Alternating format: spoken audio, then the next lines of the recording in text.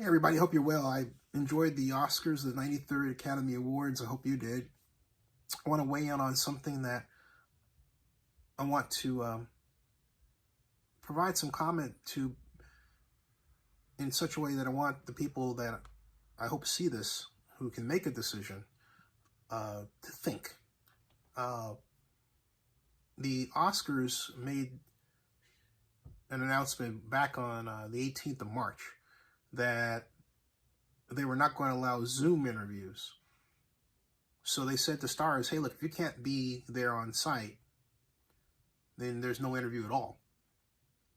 And the NFL is taking a similar position with respect to the draft. No Zoom interviews. And I have to believe that given that some of the production people who are working on the Oscars also work and help the NFL, I got to believe that there's some communication there which was led to that. But it's wrong-headed. And the reason is very simple. First of all, let me criticize how the decision was reportedly communicated from the Academy to the media organizations like Variety to the public, or Deadline. They use the term Zoom thing. We're not going to use a Zoom thing. We're going to prohibit the Zoom thing. We're here to do this thing, okay? Think about that term. Think about the way that is introduced. It sounds like the Academy producers, including Jesse Collins, the first African-American producer of the Oscars, were afraid of this technology. We're not going to do that thing. That thing, okay? Something that is done that the person doesn't understand, so they call it a thing. Like that thing you do. Remember that movie that Tom Hanks starred in many years ago? That thing you do, you know? That thing. We're not going to do that Zoom thing. That's alarming. And it's alarming because it means that they don't understand the technology and therefore don't know how to make it work better, or don't know how to ask to make it work better. And they hurt themselves. Not just because they don't know how to ask to make it work better, but because when they have Zoom interviews and they allow stars to be interviewed remotely, when they allow media to conduct interviews remotely, you know what it equals? It equals more media.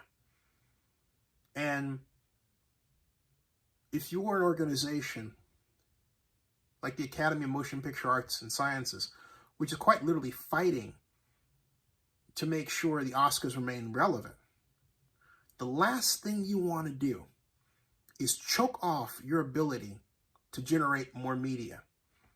But that's effectively what they've done. There's a reason why media organizations like TMZ do not place a premium on getting press credentials and interviewing stars.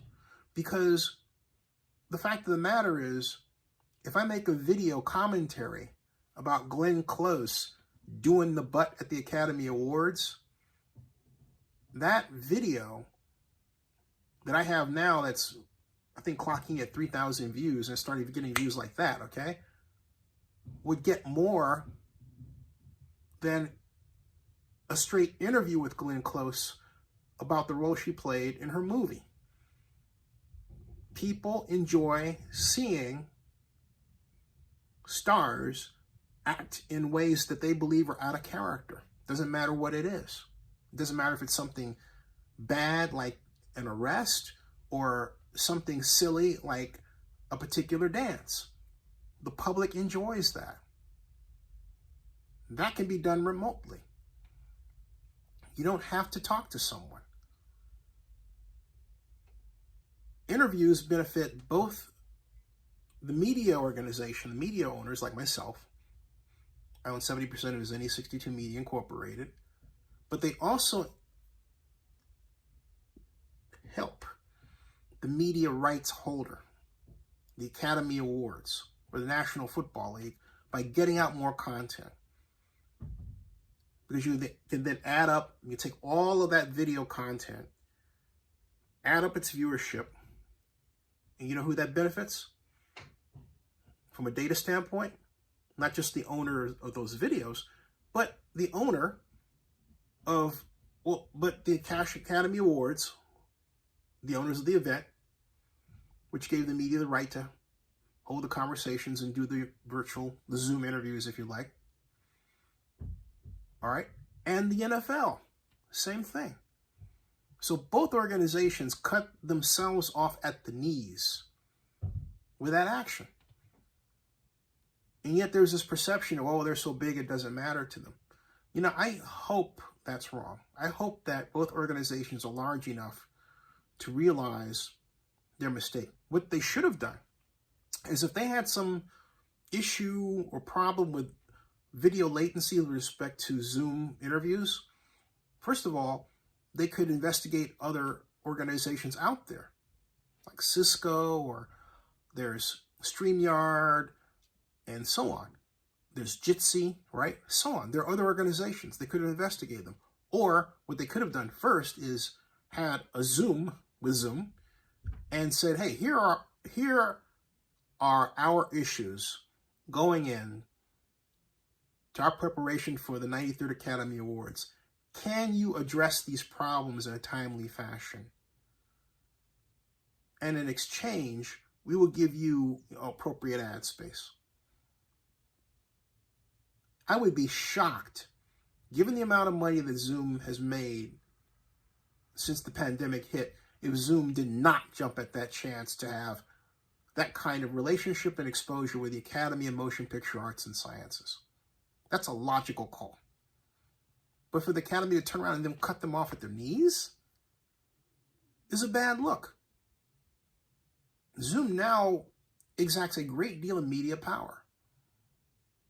And if you're making that call and you are the Academy Awards or the NFL and you don't understand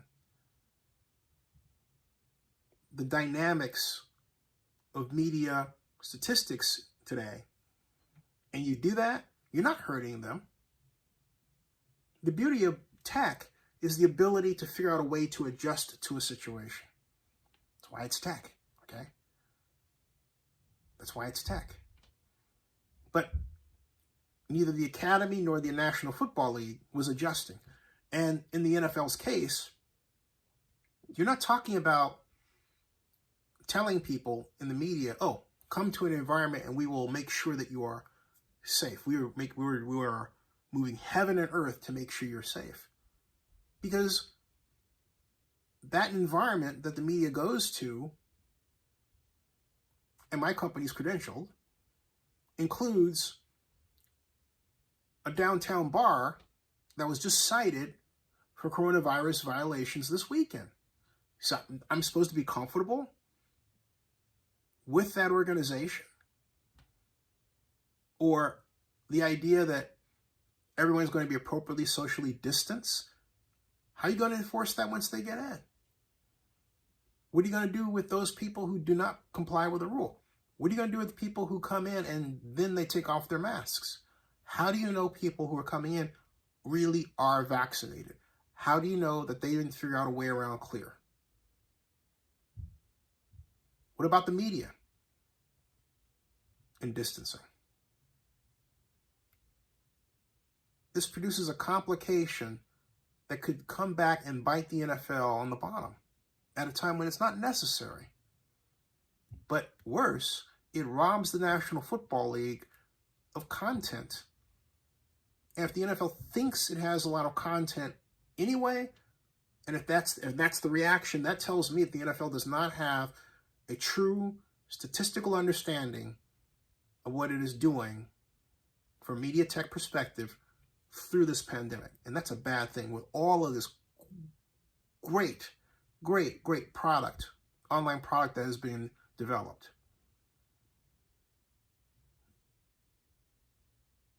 And it doesn't matter if the NFL can afford that hubris because it has a new media contract. So what? You can always do better. And in this case, you won't. The NFL is going to lose a 5 times multiplier with respect to media production content because it's not allowing virtual interviews. That's a fact. And that's actually, a minimum. And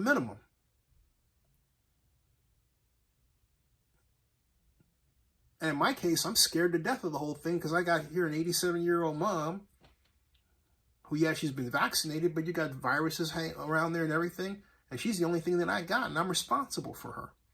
So I'm supposed to up and do that myself, as opposed to maybe figuring out and making a deal or something like that. So then I've got to weigh the entire economics of the situation.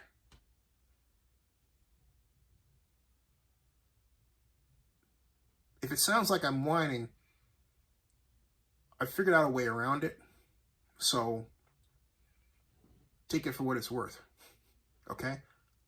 I'm in the media tech business.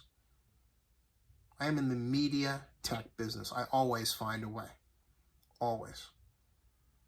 Always. So I've got that last minute just in case out there, in case I decide, hey, you know what, I'm going to go anyway. I've already got that locked in.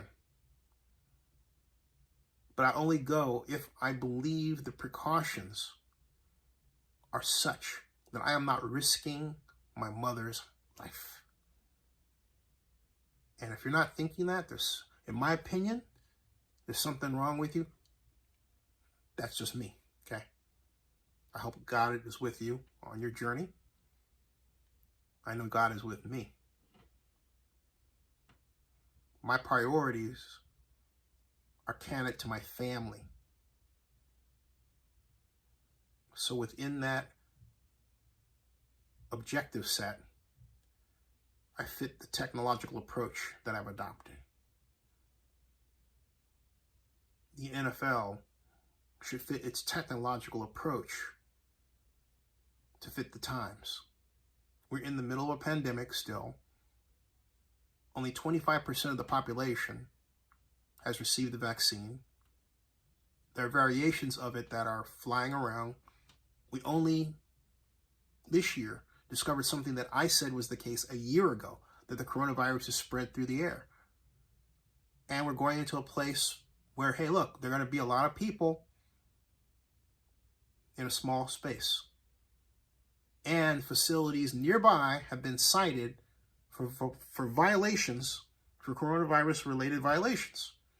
And people are not wearing masks. That's really reassuring.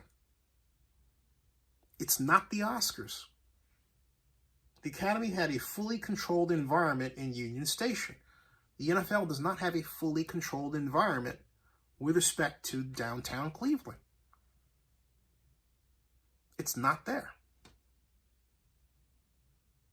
So that's my 2 cents. I really encourage both organizations to rethink their idea because it's not based on anything other than a lack of understanding the technology, which is consistently evolving. If you don't have a person in-house to appropriately evaluate the media technological changes, hire Zenny62 Media. We'll keep you on the straight and narrow. Subscribe to Zenny62 Media and bookmark OaklandNewsNow.com.